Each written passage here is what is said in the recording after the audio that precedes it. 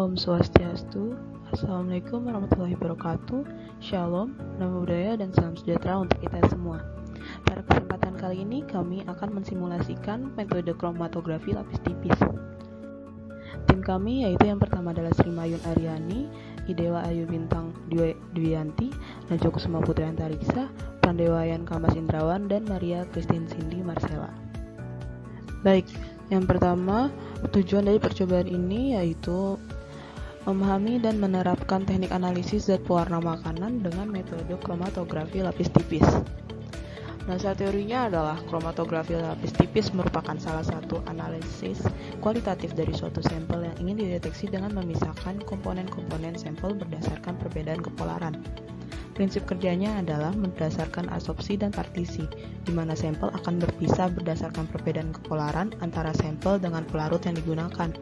Teknik ini biasanya menggunakan fase diam dari bentuk plat silika dan fase geraknya disesuaikan dengan jenis sampel yang ingin dipisahkan. Semakin dekat kepolaran antara sampel dengan eluen, maka sampel akan semakin terbawa oleh fase gerak tersebut. Untuk identifikasi dari senyawa-senyawa yang terpisah dari lapis tipis menggunakan harga RF atau racing factor.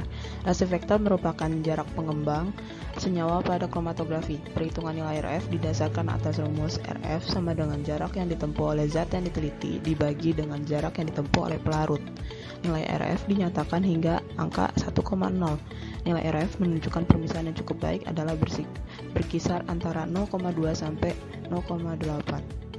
Alat dan bahan yang digunakan yaitu kamera kromatografi, pensil, penggaris, batang spatula, pipet kapiler, gelas ukur, plat KLT, amonia 2 molar, etanol, butanol, zat warna makanan, dan aquades.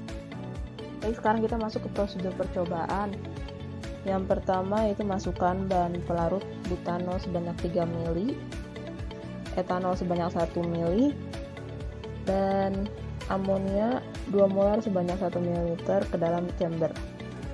Lalu larutan diaduk dan masukkan kertas saring dan tutup chamber untuk proses penjenuhan, dan biarkan sampai uap pelarut menjenuhi atmosfer bagian dalam chamber. Sambil menunggu jenuh, buat tanda batas 1 cm dari tepi bawah plat sebagai tempat pentotolan zat pewarna dan 2 cm dari tepi atas sebagai batas eluen naik.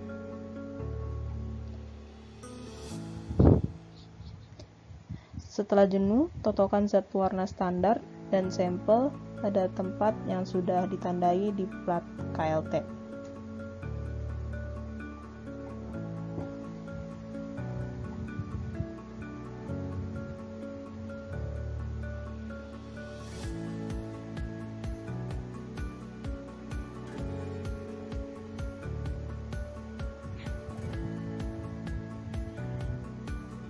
Lalu keluarkan kertas saring yang tadi buat penjenuhan dan masukkan plat KLT ke dalam chamber secara tegak lurus, dan chamber ditutup dengan rapat.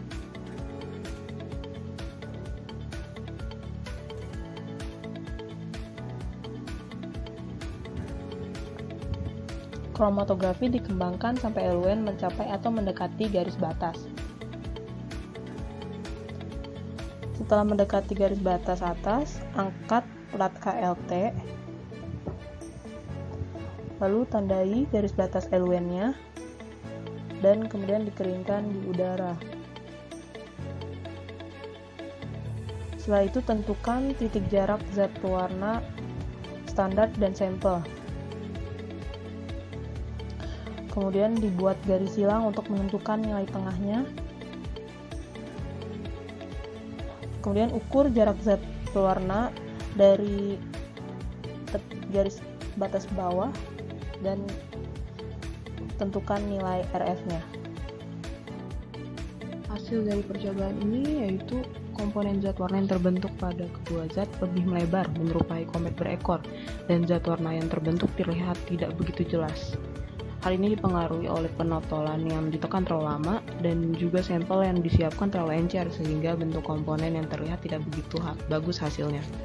jarak pergerakan pelarut pada zat warna A dan B yaitu sebesar 4,7 cm dan jarak pergerakan komponen zat warna A dan B sama yaitu 1,5 cm. Sehingga setelah dihitung nilai RF yang diperoleh itu sama sebesar 0,3191. Hal ini menunjukkan bahwa terdapat kesesuaian antara zat warna A dan standar B, di mana larutan sampel A merupakan alizarin red. Baik, dari percobaan ini kita dapat menyimpulkan bahwa teknik analisis dengan metode kromatografi lapis tipis pada dasarnya menggunakan prinsip perbedaan antara tingkat kepolaran dari pelarut dengan sampel. Yang kedua, nilai RF standar B dan sampel A yang didapat sama yaitu sebesar 0,3191. Yang ketiga, zat warna A dan standar B merupakan zat yang sama yaitu alizarin red. Baik, sekian presentasi simulasi dari kami. Mohon maaf bila ada kesalahan. Kami tutup dengan Paramasanti. Om Santi Santi Santi Om. Assalamualaikum warahmatullahi wabarakatuh. Shalom, nama budaya dan salam sejahtera untuk kita semua.